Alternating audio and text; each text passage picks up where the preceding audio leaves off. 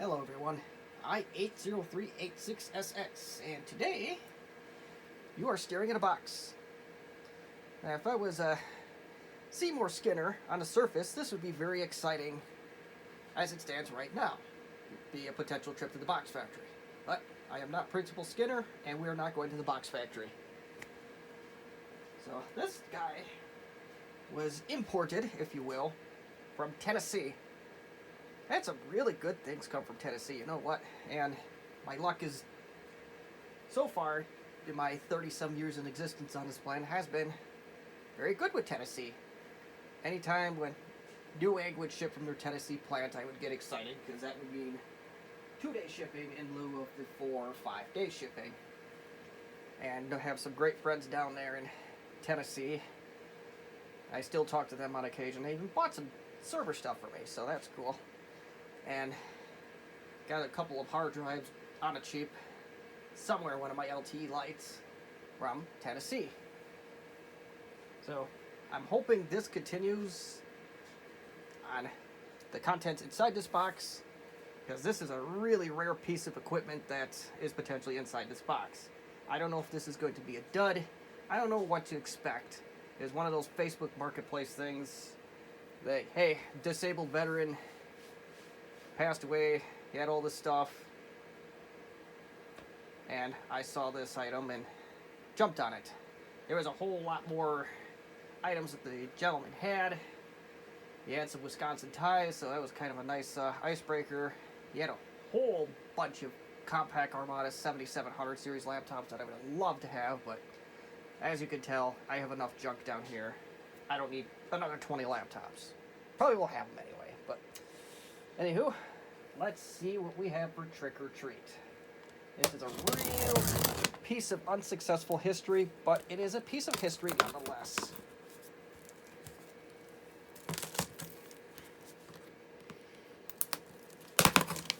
I'll probably admit that a Milwaukee screwdriver is probably not the best tool for tearing apart packing tape, but, well, that's what I did. This box is very heavy for what it is. It's an 11 pounds worth of goodies in here, so who knows what's all in the box.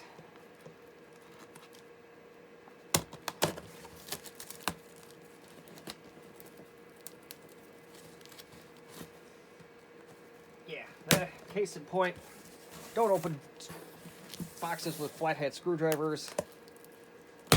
It starts off okay, but it turns into a pain towards the end. United States Postal Service. Wow. And inside we have more boxes. My goodness.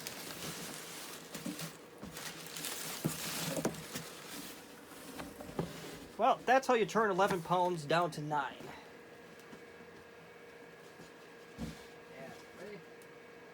So what is inside box number 2?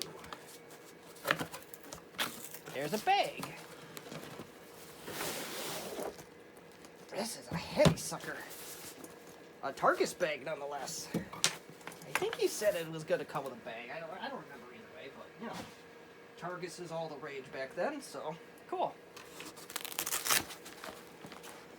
So, what is behind the very unsuccessful piece of history?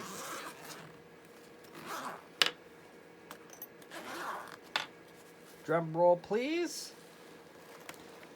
Wow, Compaq. On this channel, you should expect nothing less. Wow, okay.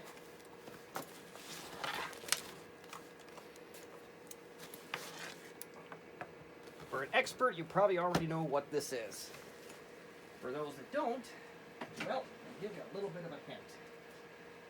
It has the word concert in it. It's one of the 2 things that I've been a part of that has the word concert in it. But we're not going to talk about the Styx concert earlier in the year. Tonight, we're going to talk about this guy. This is a Compaq Concerto, an unknown one. I don't know if it's any good. I opened it upside down. That tells you how little I know about this bad boy. It's not exactly in the greatest shape. But that's all right. But that's kind of what we got going on here. I assume there's supposed to be something up there like a stylus, and that might turn this into a useless exercise, but there it is. There is your largely unsuccessful piece of Compaq history.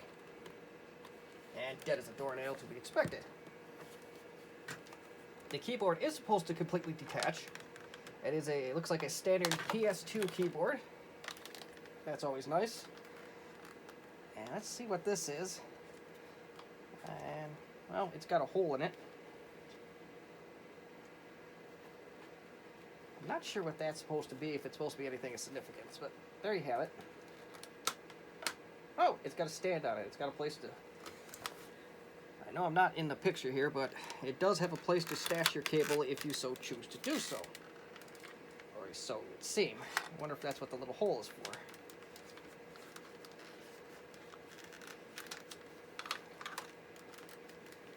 And I know I'm off camera at this point, but I just want to test my luck and see how far we can go with it.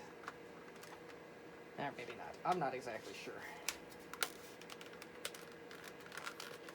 And I'll tell you what, this is supposed to be a stowaway. It's not exactly going successful for me, but maybe it's been out of its element for so long that... Well, yes, there is the keyboard and its cable put back in its original place. And now let's look at the beast itself. You got your PS2 port here. There may be supposed to be something there. I'm not sure. That is a monster. And let's take a look at the back of the units. Well, even before we do that, we got the top. Right here, you have two PCM CIA slots. You have a floppy drive, too, which is very similar to what the Contura Aero has. I am very interested to see if it's belted. I hope to God that it's not.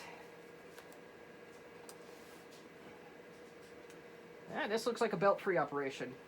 You'll have to take my word for it, though. So, belt-free operation, that's good. So if I actually do find a power brick for this bad boy, we might be able to do something with it. I wasn't sure if it came with the brick or not. I just jumped at the chance to purchase this thing. And right here is a door. Ah, okay. So, we have another PS2 port.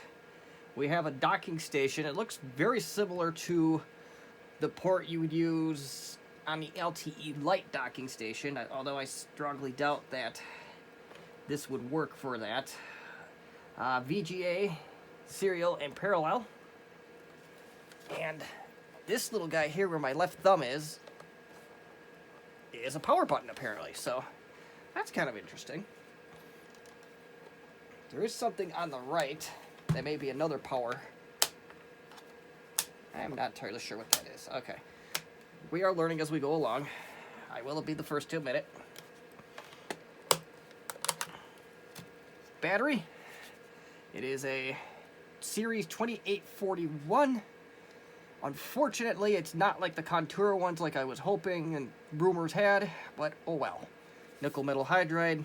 Maybe we rebuild it and bring this bad boy to a Starbucks someday or local coffee shop and turn some heads. I don't know yet. Pandemic's got to calm down a little bit before I do anything too spontaneous. Yeah, this thing took a beating, but I think the person that had it knew what he had or what she had. I'm not sure if it was a he or a she that had this before me, but in great response, decided to keep it anyway. I'm not sure what this tab is on the left. But anywho, back to the history lesson a little bit. This is one of the first tablet PCs that could be used on its own without any sort of keyboard attached to it if you so chose. I don't know how useful that would have been back in the early 90s, but needless to say, you could do it. But actually, the first machines, the first tablets were actually made in 1986. Hindsight is the company that made an 8086 tablets, and this guy didn't come out till 1993. So, it's hardly the first tablet PC, but it's one of the first ones to run Windows. But there was a few players in it, and IBM and I think Toshiba also had tablet PCs similar to this.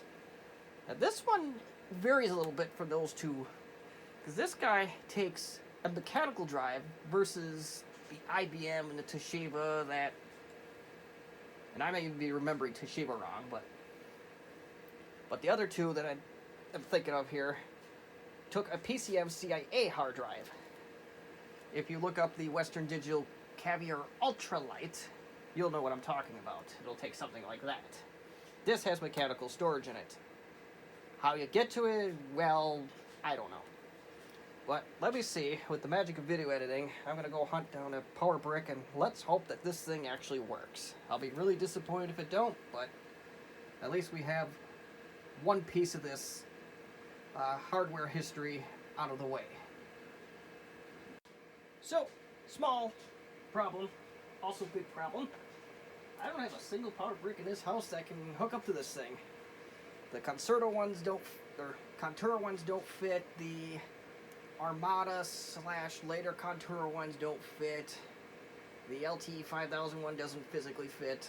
Nothing physically fits. It's got a really big center plug that I have never seen in any laptop ever. So I'm going to have to go sleuthing for that before I do much of anything. But not all is lost tonight. We'll do a little exploratory surgery. Maybe I'll regret that down the road here. I don't know. But let's take the screws off and let's see if the gods were telling the truth on what kind of hard disk and any other cool stuff we can come up with.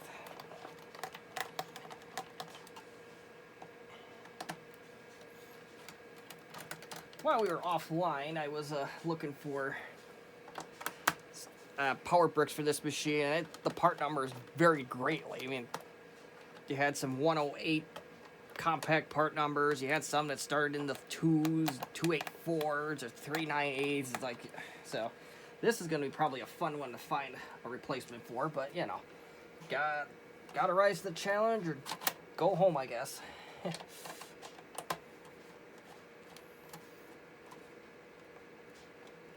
what the heck that tab is about? Oh, that's a floppy.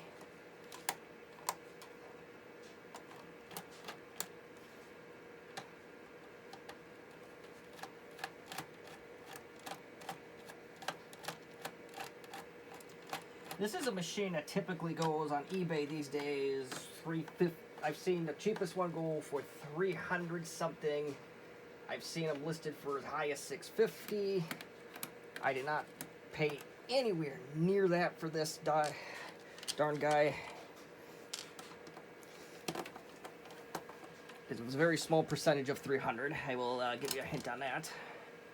And it was basically sight unseen, but my thought process was, you know, I wanted one of these, and if I have most of it, I probably can piece one together down the road if this one turns out to be a dud. Alright, there we go. Probably should have put a towel on this thing.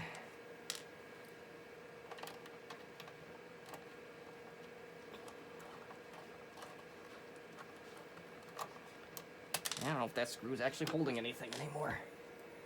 Alright, let's see if she lifts up. Largely, yes, it does. Let me put that down.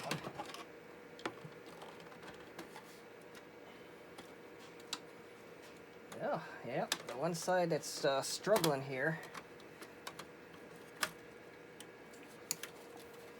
Maybe something lifts up and I just don't see it. And there is indeed a screw there.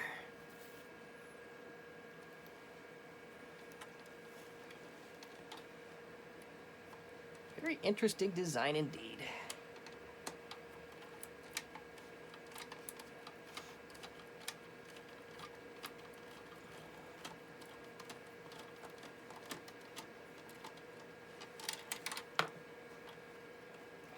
I looked up memory upgrades for this machine, and it supposedly takes the same modules that the LTE Elite does. So If that's the case, I at least have some good news on that front. And for those that are looking for a screen, there is a little bit of good news, as I can at least give you a part number to work with here. I have a Compaq spare. Pardon me here. It's a Citizen Watch Company H6428L-FF 144856001. So if you're looking for that, at least, well, that's a positive out of this, I guess. Now I'm going to try and carefully take the screen off. And look at this Cmos battery. That is some marvel of engineering there. That might be another one I try to sell shortly. So yeah. Little, by the way, moment. I'd like to take a moment to advertise my eBay store. Where I do sell small batteries for these machines like this. And the LTE 5000 series is my cash cow on that. So I do have LTE Elite Cmos batteries. I have definitely the LTE 5000s, the Armada 4100, 4200, and most Compaqs. As long as I can get cables and whatnot, I can probably make it for you.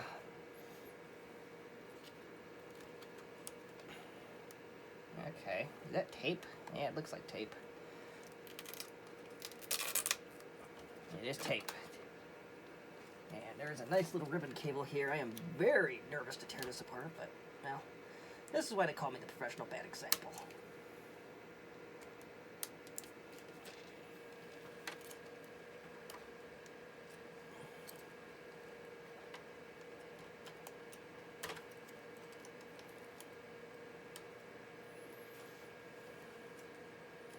Oh, shit.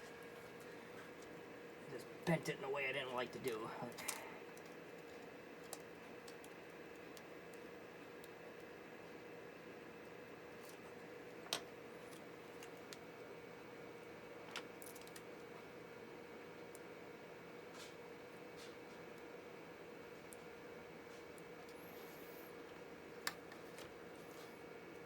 I'm not exactly sure how necessary this surgery is just yet.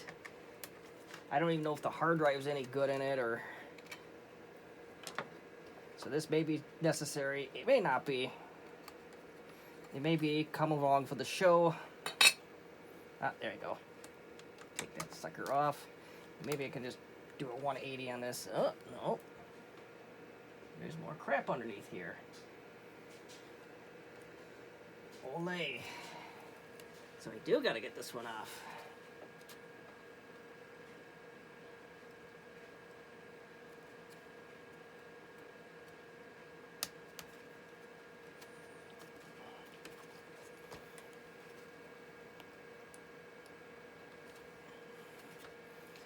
That just doesn't want to come off. So underneath here, I imagine, is the digitizer cable.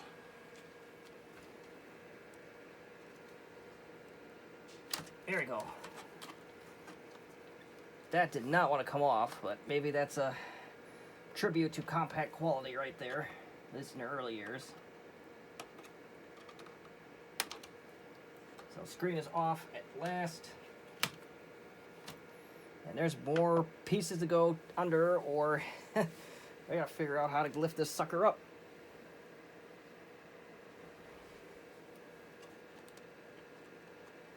Yeah, I'm not sure how this comes up. But I kind of did go into this like an idiot, so that's my fault. Oh, there's one more screw here. And once you know it, it's a different bit because, well, reasons.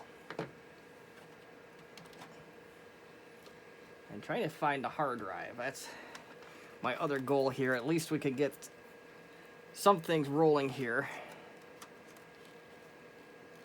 So I imagine that this probably comes up to the plastic on the back. So who knows, maybe I didn't need to do all that extra. No, there's screws there too. Okay. And I am talking to myself.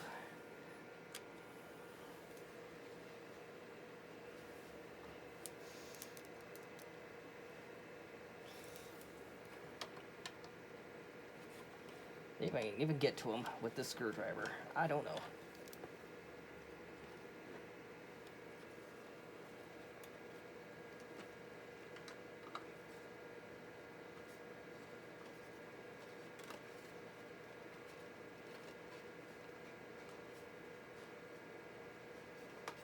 Well, I wonder if the hard drive's underneath that.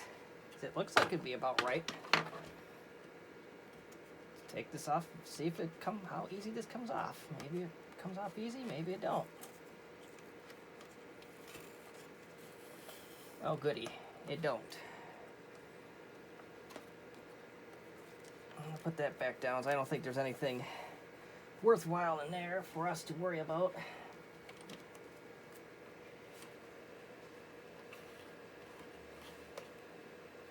I want to say the hard drive's in that general spot though.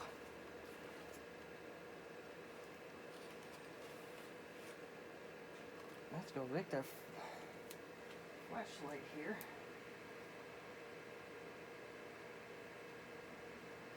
Yep, the hard drive is... Okay, I found where the hard drive goes. Lord knows how to get it out, but the hard drive is in this general area. And it looks Connorish, so I definitely want to get this thing out and test it if I can't go by means of power brick just yet. So I gotta figure out how to get this metal shield off of here. That's gonna be fun. Or one way or another, get this plastic off. So with the magic of video editing, I'm going to explore that, and then we'll go from there. Well, so close yet so far. I was able to get this thing out with little trouble. And what was I missing? Well, that's what I'm going to show you right now. There is a screw right there next to the PS2 port. It is shorter than its buddies, so do be careful to where you're putting your screws. And yeah, here is the motherboard and floppy configuration. And something of mystery that just rattled around on this thing. I'm not sure what that was, but... And this is the Cmos battery. It is very similar to what you would see in the LTE Lite. It is a 7.2 50 milliamp. Perhaps if I hold it correctly. And that part number, and it looks like it takes the same exact connector as the LTE Lite, or Elite even. So that's another battery we can assemble at some point. It looks like a pretty straightforward one, fortunately. The hard drive is a 250 megabyte. It is a Connor CF something. I'm gonna guess CFN 250A. Chances are it's probably got a stickum problem that needs addressing anyway, so it's probably good that I tore this machine apart. Now, another thing you'll have to take my word for, the floppy drive itself is a Canon, unless it says in clear light. Oh, semi. So it's a Canon MD3661. I've never been so happy to see a Canon product in my life. Especially their printers. When I see Canon, I usually cry in a corner because it's usually bad luck, but not in the case of the floppy so far. So that's good. In the meantime, we'll try to assemble a battery pack for this guy here. Test the hard drive, make sure that's good, and then we'll go from there. So this is going to be the end for this video for now, till I do find a power brick that actually does fit this unit. Very interested to see what we can find, and if I don't have to break the bank for the pen, that would be even better. But until then, now you get to see a very disorganized disassembly effort of this thing. But until then, if you have any questions, comments, concerns, or even constructive criticism, well, leave them in the comment section for me. And as always, thank you for watching.